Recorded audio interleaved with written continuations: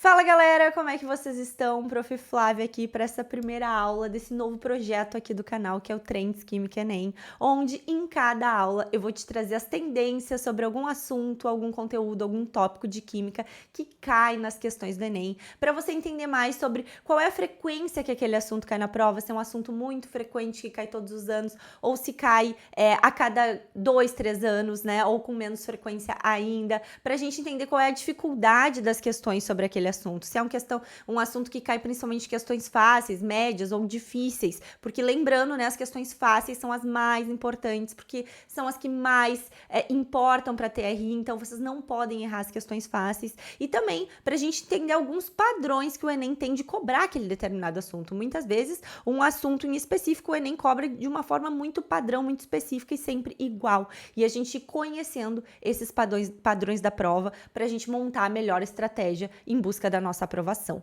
E na aula dessa semana, eu comecei com o tópico, né? A gente vai entender a tendência com a qual o conteúdo de nomenclatura orgânica, então especificamente de compostos orgânicos, qual é a tendência que esse assunto tem no Enem, como que o Enem cobra esse assunto. Bom, galera, primeira coisa que eu tenho para falar para vocês é que não é um assunto que dentro da química orgânica é uma área muito grande da química e realmente ela cai com bastante frequência no Enem. Se a gente for ver várias das questões, quase metade das questões de química vão ter relação com algum tópico da orgânica direta ou indiretamente. Agora, dentro da orgânica, nomenclatura não é o assunto mais frequente, tá longe de ser o assunto mais frequente, certo? O que é mais frequente em orgânica? Identificação de funções, e a gente precisa saber identificar essas funções, sendo que questões de identificação de funções são questões mais fáceis, e também cai com muita frequência a parte de isomeria e reações orgânicas.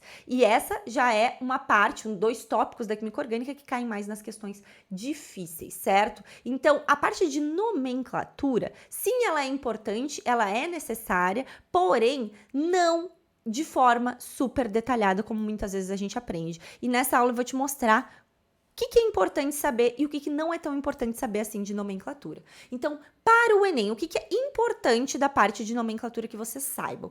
Pelo menos essa coisa básica que está aqui na esquerda do nosso vídeo, gente. Que é basicamente saber relacionar esses prefixos com o número de carbonos, certo? De um composto. Então, quando um composto tem um carbono, a gente começa, né? Ou em alguma parte do nome dele, a gente vai ter escrito met, 2 carbonos et, 3 carbonos prop, 4 carbonos but.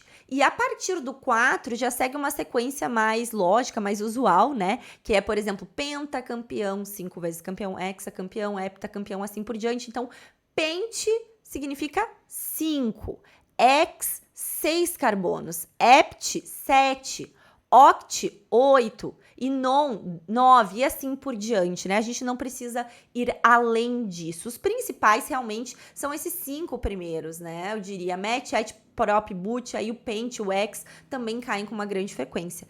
E além disso, né, se nós estivermos nomeando uma molécula que tem somente uma cadeia, né, tem uma cadeia principal, mas não tem ramificações, a gente fica só nessa nomenclatura. Porém, se tivermos ramificações, para identificar ramificações, a gente usa esses mesmos prefixos, só que com a terminação -il.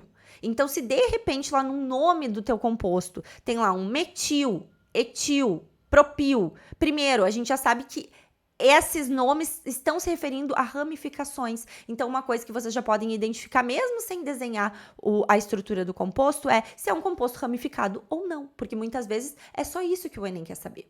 E, por fim, algo relacionado, então, à parte do tipo de ligações que vão ter entre carbonos da minha molécula. Se nós tivermos só ligações simples entre carbonos, a gente usa um infixo lá no meio da palavrinha, vai estar escrito an. Se a gente tiver uma ligação dupla entre carbonos en e uma tripla in. E aqui na direita, eu trouxe alguns exemplos de aplicação dessas regras e nos próximos slides eu vou trazer outros exemplos também, mas de uma forma bem básica, né, gente? Coloquei aqui 5 moléculas de hidrocarbonetos, que são aqueles compostos formados só por carbono e hidrogênio, e que caem com muita frequência no Enem. Por quê? Por exemplo, o metano aqui, né? o que a gente pode interpretar dessa nomenclatura dele? Bom, começa com met, porque o metano tem um carbono. A gente tem aqui um infixo, que nós dizemos an. Por quê? Porque o metano só tem ligações simples. Lembrando que aqui, né, esse pintadinho aqui, esse tracejadinho, são sempre ligações simples. Então, aqui o carbono está ligado em 4 hidrogênios através de ligações simples. E o final, o sufixo da nomenclatura de hidrocarbonetos, que são os representados aqui, é sempre O. Inclusive, eu não diria que é tão importante assim vocês saberem nomenclaturas específicas para cada função orgânica, tá? Porque eu vou mostrar uma questão no Enem que parece que a gente precisaria saber daquilo, mas na verdade ela é mais fácil, né? A gente tem uma estratégia de como resolvê-la de forma rápida. E aqui voltando então, né? A gente tem a molécula de... por que o metano é importante, aliás, né? Para a prova do Enem. Primeiro, porque ele é liberado principalmente por 2 processos. Pelo sistema digestivo das vacas, então quando as vacas soltam pum, né, elas vão liberar metano. Então, a gente tem aqui no Brasil uma pecuária extensiva, galera, a gente tem mais vacas do que pessoas no Brasil, e este gás sendo liberado em grandes quantidades, como é o que acontece a partir da pecuária, ele contribui para o aquecimento global. Galera, é um gás de efeito estufa. E além das vacas, ele também é produzido a partir da decomposição da matéria orgânica através de um processo de fermentação anaeróbica por bactérias, certo? Eteno. Já o eteno, por que ele é importante? Porque é através deste gás, que é proveniente do petróleo, certo? Que a gente produz o polietileno, ou seja, o plástico presente nas sacolas plásticas que usamos nos supermercados. Ele começa com et justamente porque ele tem 2 carbonos. Aqui a gente tem o infixo em, porque a gente observa uma ligação dupla entre esses carbonos. E o sufixo aí, O, porque é um hidrocarboneto. Já o propano e o butano, vejam que eles têm esses nomes, porque ambos têm apenas ligações simples entre os carbonos. E o da esquerda começa com prop, porque é um hidrocarboneto formado por 3 carbonos, e o da direita por but, porque é um hidrocarboneto formado por 4 carbonos, certo? O propano e o butano, eles são os principais componentes do GLP, do gás de cozinha que nós utilizamos nos fogões para cozinhar, que inclusive, né, GLP significa gás liquefeito do petróleo, ou seja, o gás de cozinha também vem do petróleo. E por fim, né, a gente tem aqui a molécula de octano. Oct, justamente porque se vocês contarem, nós temos exatamente 8 carbonos nessa molécula, e an, porque entre os carbonos nós temos apenas ligações simples. Por que o octano? Porque ele é o principal componente da gasolina, o principal combustível utilizado nos veículos hoje no Brasil. E aqui eu coloco também o benzeno, que não segue uma nomenclatura específica, mas este composto aparece muitíssimo na prova, certo? É uma estrutura que, inclusive, está presente em várias moléculas orgânicas. Inclusive, a gente pode chamar isso, quando ele está presente em uma estrutura, né, de anel benzênico. Inclusive, ele é um anel aromático, que é quando nós temos aqui, né, duplas ligações alternadas com simples num ciclo, certo? E aí, gente, o que quase não cai dessa parte de nomenclaturas. Especificamente as formas diferentes dos radicais que nós temos, certo? Então, o metil, sempre que a gente tiver uma ramificação com um carbono, sempre será metil. Etil também. Mas quando nós temos ramificações com 3 carbonos, elas podem ter formatos diferentes. Com 4 carbonos, então, elas podem ter 4 estruturas diferentes com 4 carbonos. E aí, isso aqui, gente, para tranquilizar vocês, especificamente, a gente só precisava para resolver uma questão do Enem dos últimos 15 anos, isso contando o Enem regular e o PPL. Então, realmente não é necessário saber isso. E aqui na da direita, então, é quando nós temos ligantes num ciclo aromático. Quando esses ligantes estão nessas posições, né, um em relação ao outro, ou no caso aqui, se nós tivéssemos um desse lado, a gente diz que a gente utiliza a nomenclatura orto para especificar em que carbonos essas ramificações estão. Agora, quando a gente tem 2 ligantes, né, e eles estão nessas posições em relação um ao outro, se tivesse um aqui nessa, também seria a posição meta, com a nomenclatura meta, e quando eles estão exatamente opostos os ligantes, a gente utiliza a nomenclatura para. Então, se vocês verem orto, meta, para em alguma estrutura, está se referindo a estas posições, né, das ramificações, especificamente num ciclo de 6 carbonos. E aí, galera, isso aqui também caiu uma vez só nos últimos 15 anos de Enem. Então, assim, é muito raro, quase não cai essa parte. Eu não perderia tempo tentando estudar isso, porque, inclusive, se caísse algo que a gente precisasse saber especificamente disso, certamente seria uma questão difícil e, muito provavelmente, por anular, né, por eliminação, a gente também chegaria na resposta. E agora, galera, para trazer um pouco mais de exemplos de como que a gente vai aplicar, lembrando, o Enem não é a prova da escola, uma prova dissertativa que vão te dar uma molécula e você vai precisar escrever o nome dela aqui, ó, nome. Não é isso que vai acontecer, né? Não. Você vai ter opções, isso se for uma questão especificamente de nomenclatura, né? E aí você tem que saber o básico para, por eliminação, chegar no nome, por exemplo, disso aqui, né? Bom, olha só, MET para um carbono, ET 2, PROP 3, BUT 4. Essa molécula tem 4 carbonos. Qual é a resposta possível? Bom, butano. Isso eu preciso saber, eu preciso memorizar esses nomezinhos.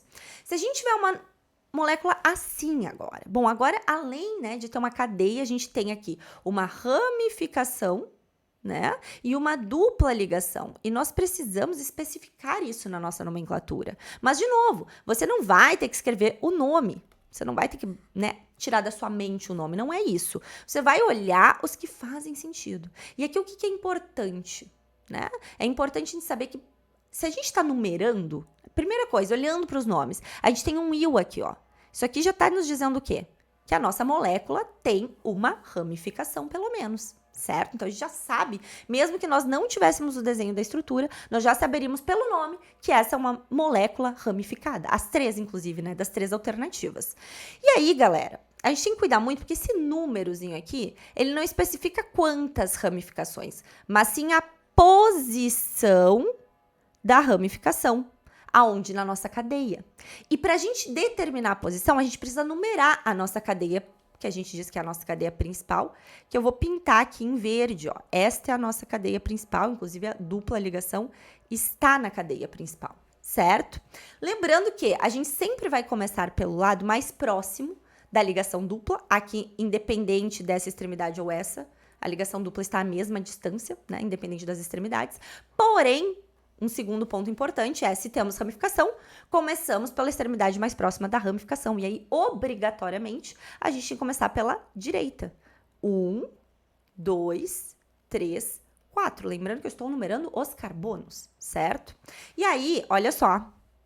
Com certeza, a minha ramificação, ela está no carbono 2. Portanto, não é a letra C. Inclusive, né, a minha ramificação tem apenas um carbono. Por isso que é metil o nome da ramificação. Agora, nós temos que identificar um nome que especifique que tem uma ligação dupla, né? Uma parte da palavra que especifique isso, que é o an, en ou in. No caso, a gente tem uma ligação dupla aqui, né? A gente vai utilizar o infixo em. Lembrando que aqui, né, é a nossa ramificação, que é um metil, porque ela tem apenas um carbono. Bom, todas elas especificam o em, a dupla ligação. Agora, a gente tem que saber esses numerozinhos. Então, de novo, o número não é a quantidade de ligações duplas, mas a posição na qual a ligação dupla está. E vejam que a nossa ligação dupla, ela está entre o carbono 2 e o 3. E sempre vai estar entre 2 carbonos, a gente sempre usa no nome o número menor. Portanto, a resposta aqui, né, é 2-metil, 2-buteno. Então, lembrem disso. Memorizem as regras, mas não saiam tentando escrever o nome da estrutura, mas sim olhando para a estrutura e depois identificando o nome, se fosse o contrário, também. Aqui, outra molécula para a gente finalizar, né? Vejam que essa tem 2 ramificações, ela não tem duplas nem triplas ligações. Essa é a extremidade mais próxima da primeira ramificação, portanto, eu vou começar a numerar por aqui.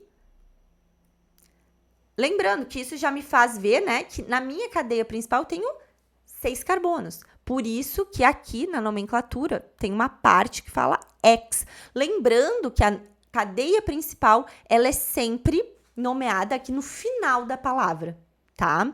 Então, X referente a 6 carbonos, todas as alternativas cumpririam esse requisito, né?